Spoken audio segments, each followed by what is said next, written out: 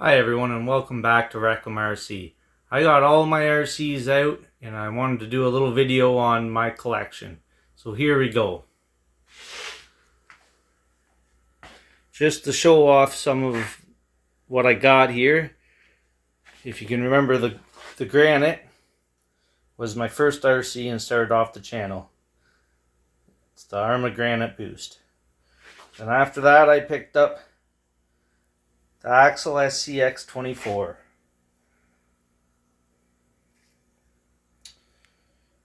Then, if you can't tell, I might have something for the monster trucks, because I also had to pick up a Gorgon. Now, I've never built a kit before, and I was kind of wanting to, and this Gorgon wasn't exactly a kit. It came ready to assemble, so it was pretty easy for me to put together. If you can't tell, that thing's been through a lot. And right behind it, we got the Losi LMT, son of a digger. What a truck. I love this thing. I can't believe it got discontinued. If you don't have one of these, I suggest you pick one up soon before you can't get them anymore. Then, of course, behind that, we got the Big Daddy X-Maxx. Now, that thing has seen some abuse, that's for sure. And other than those, here we got the Losi Micro B, my ProBoat Heatwave. Behind that is my Redcat Ascent Fusion, the newest RC in my collection. And last but not least, still in the box, is my Sport Cub S2. Alright, so I think I'll just maybe give a brief overview of each one of my trucks, what kind of shape it's in, and my thoughts on it so far after owning them for a while. Alright, to start off with, I got my first RC of my collection, the ARRMA Granite Boost. Now, this was my first RC, and I hate to say it, but this might be the only one in my collection that I actually have buyer's remorse for. And it has nothing to do with the truck or ARRMA or the Granite. That's great. The downside of it is right here, the 4x2 boost. Now, when I first started looking at RC trucks, I thought this would be a great buy because it wasn't as expensive as some. It came with a battery and charger, and from what I could tell, it was a nice, durable, reliable machine. But I made the mistake of buying the boost, and I would recommend to everybody that is looking at these is to stay away from the boost and go for the VXL instead. And I'll tell you why. So they market this as a beginner truck because they offer different upgrades for it. So I thought, oh, that's good. I'm a beginner. I can learn more about the truck as I upgrade it. But what they don't tell you is the problems that you're going to run into the second you try upgrading it. So because it's two-wheel drive, the very first thing that everybody wants to do is to get the boost box to make it four-wheel drive. So that's what I did too. And the four-wheel drive, it really does help, makes it better, or easier to control and better grip and everything, and I didn't mind that. But as soon as you do that, you might as well say goodbye to your brushed motor. It will last a handful of runs and then it will burn out. And then that will be all that it wrote for that motor. So in this one, I've already replaced the motor about 2 or 3 times. Right now, I got a Traxxas 12-turn 550 in there. But it's still not handling it. With the four-wheel drive, it just overheats the motor. And that's why I put this little heatsink and a fan on there to maybe help prevent that. And it was working for a bit. But then I stripped out the plastic gear in my slipper clutch. So then I had to replace it, and I thought, well, I might as well replace it with the metal one. Well, now this brushed motor just isn't strong enough to run the four-wheel drive with the metal gearing in it without this overheating. Within like 3 or 5 minutes, it's overheating. I just can't help it. So the next step to making this better would be to get the 3S boost box for it. And now that will give you basically the same motor that the VXL comes with. But it's like nearly $300 for that kit. And then you also got to buy a receiver for it as well, which is another $50. So you're looking at about $350 just to go brushless. And then as soon as you do that, you're going to have to get the metal diffs box for it too, and that's another $120. So by the time you add up all the upgrades to make this the 3S version, you basically spent twice as much money. So skip this version, just buy the VXL version, which they don't even make anymore. So I don't know. And from what I've been hearing about the 223s, you might want to stay away from them for a bit until they get the issue figured out with the ESC. Other than that, it's a great truck.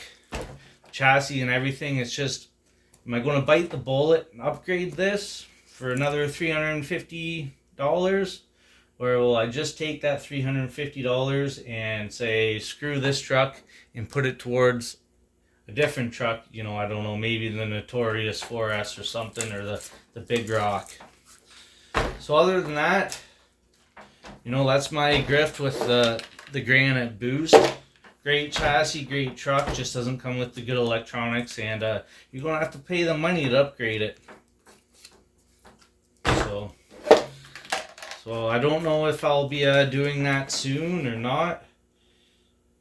I don't have a whole lot of extra money laying around to put into things like this, but it does kind of irk me having a truck that I can't run.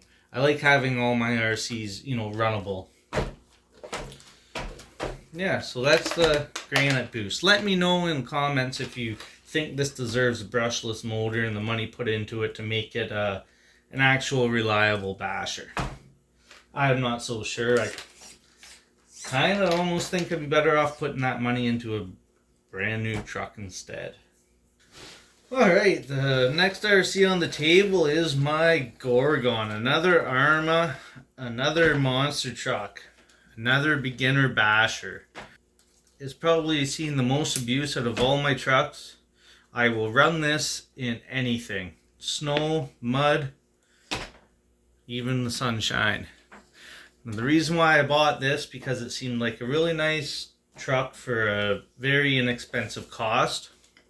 And like I was saying before, I wanted to try my hand at putting it together. And I really did enjoy building this. I'm glad I went with the ready to assemble instead of the ready to run.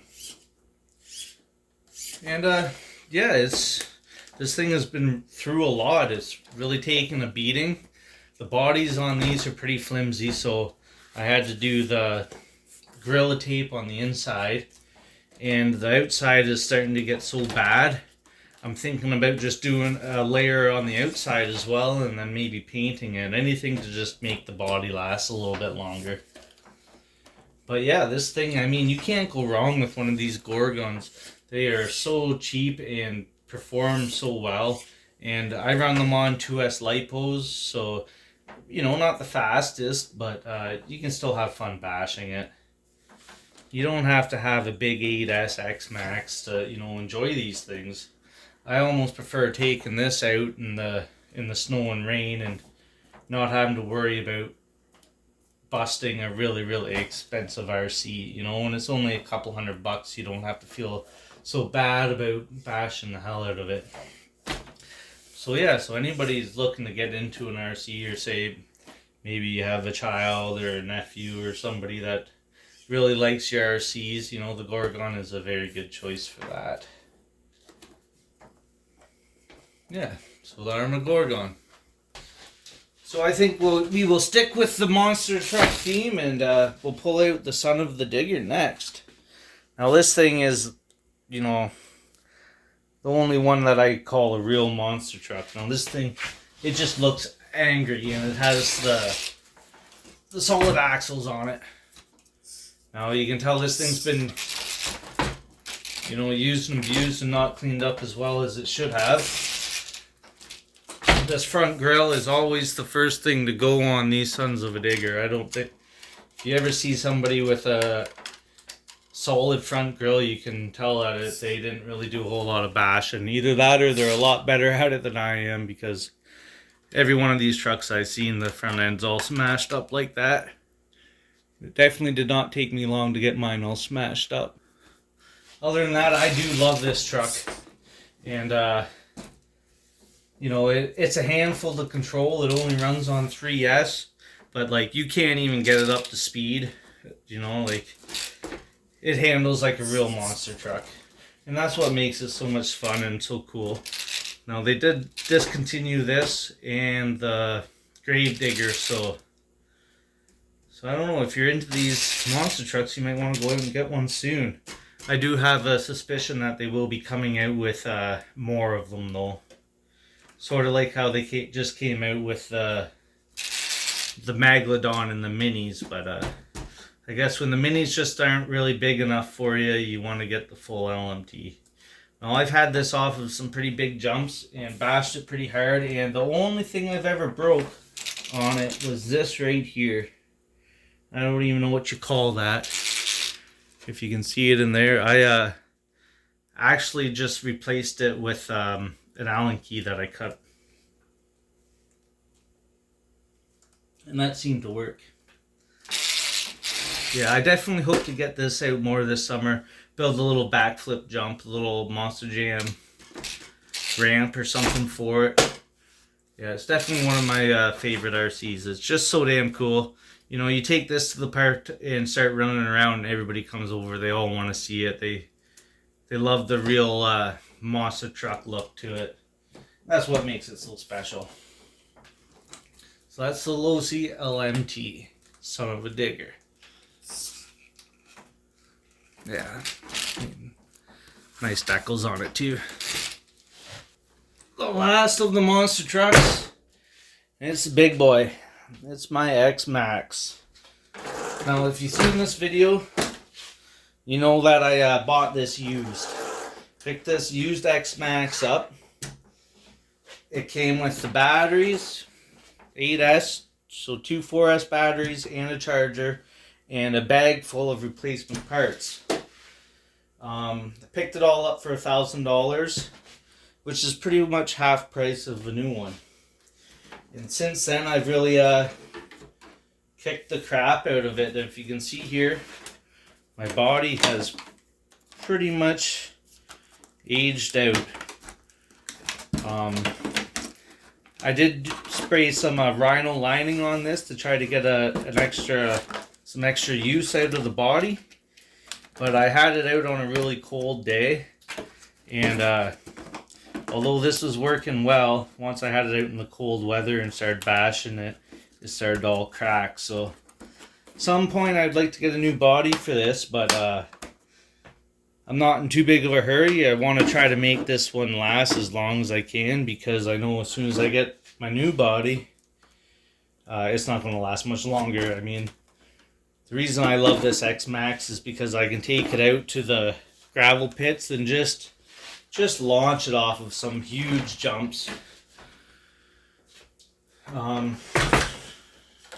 Yeah, I mean, for a basher that you really want to beat the hell out of, I don't think you can beat the X-Maxx.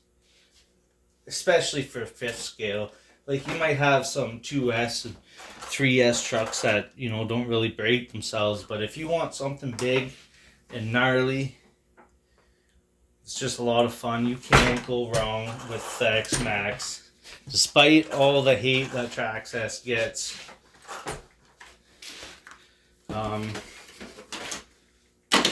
There is a reason why it remains one of the top brands in RC, and I think this X-Maxx is a big part of it. Even if you hate Traxxas, you can't hate the X-Maxx. It's just too beefy, too big, too badass, and so much fun. Alright, from the biggest and baddest to the tiniest truck I've got. This is, bring you in a little closer, this is my Axial SCX24. So, I first picked this up because it was crazy blizzard outside and I couldn't take my other trucks out, so I wanted something I could just toy around with inside my house. And I didn't really know anything about these 24 crawlers or crawlers at all, and you know, I seen this truck and a couple videos on it and thought, oh, that looked like a really nice truck. I'd like to have that even just as something to sit around, and it just kind of looks cool. So I picked it up and really quickly figured out the capabilities of these little crawlers. And then when I started to look into, you know, upgrade parts, I stumbled across the YouTube community that are really into these things and get them all hopped up. So I've put some money into this. I got what is it, hot racing shocks, which are a little too long for the truck, that's why it sits so high. And then I got the Injora brass rims with RC 4-wheel drive tires. I forget the name of them. Then I also got the Mofo Torque Beast servo in here. And the Mofo, what is it? The buzzsaw motor. So the thing about these SCXs is that they perform really well out of the box, but as soon as you start upgrading them and running them, you're going to end up wanting more upgrades. So the first thing that will go in it is usually the motor. After so many runs, some abuse, you'll eventually burn it out. And then the servo.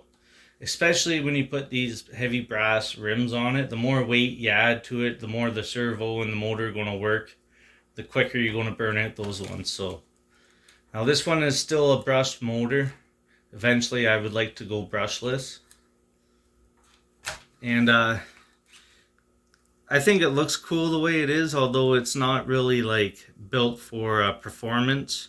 You know, it sits too high, it's too bouncy and everything, but I think it looks like a really cool mud truck. I didn't really want to trim the body or anything. That's the kind of the look I'm going for, even though it's not the most performance based. It's I mean, you can really go down a wormhole with these things, and there's nothing you can't customize on them. So like, you can really get into these little things, and I certainly have, although my budget does put me on a limit of how much I can upgrade these things. But yeah, that's my little SCX 24. So let's keep right along with our minis. Here is the Losi Micro B.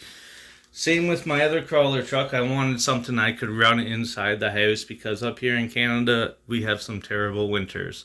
Now this little thing is just a great carpet ripper. Put a little track down and running around inside the house, and I mean, it's just so much fun for what it is. And for, what was it, 150 bucks for one of these? How could I not get one?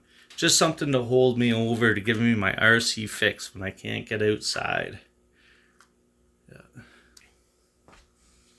Next up isn't a car or truck at all. It is my boat. This is my ProBoat Heatwave. What is it, a 16-inch or something? I forget. But it's a 3S. Ready to run, I guess. Ready to sail, ready to float. I don't know. Whatever floats your boat. It was pretty inexpensive. I think they're around 300 bucks. And let's open her up here. Let's see inside. This thing really moves. I mean, it gets up and goes. I wanted to buy a few different RCs because I thought they're all cool, and I thought, oh, you know, I wouldn't mind trying the boat. And I didn't want to spend a lot of money on one that I've never went boating before. So I thought this would make a great beginner boat, and it really does. It has self-riding, it's fast as hell, it's fun. Yeah, I mean, if you wanted to get into boating and didn't want to spend a whole lot, I would really recommend this one or the Shreddies. Yeah. You know, it kind of makes me want to go out and get a bigger, faster boat, but for now, this scratches that itch of wanting to get out on the water.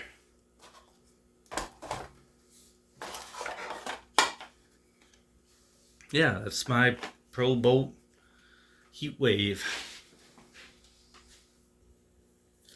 And here is the newest addition to my RC collection, the Redcat Ascent Fusion. After getting into the crawling a little bit with my SCX-24, I wanted to try doing some 10th scale crawling. And after checking out some of the rigs, I thought this one offered a lot of bang for the buck. Comes with all the anodized aluminum, carbon fiber, brushless motor, and very competitive right out of the box.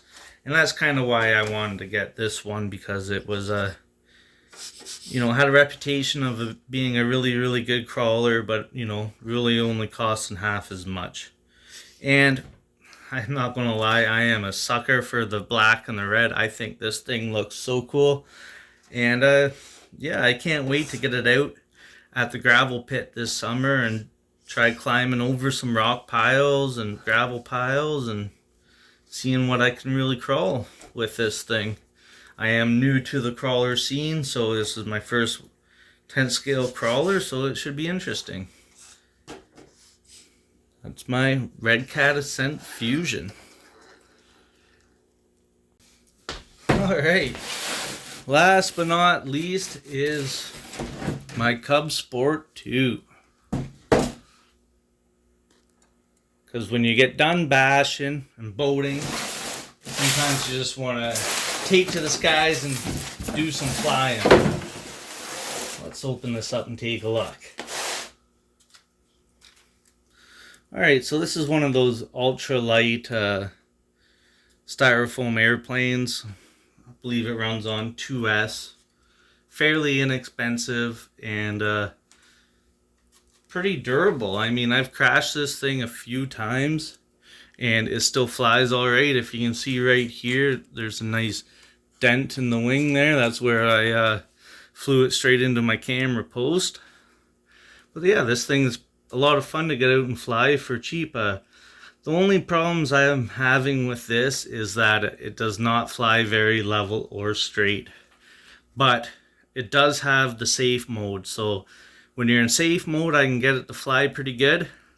Soon as I take off that safe mode, she flips over and nosedives and crashes. So now I think you can tune it up so it flies a little bit better. I just haven't bothered. For me, flying in safe mode is all that I'm really capable of.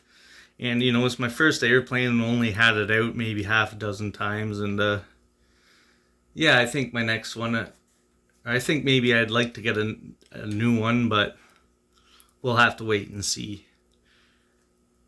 I'll maybe just try to tune this one up and get better at flying it before I spend too much money on another airplane.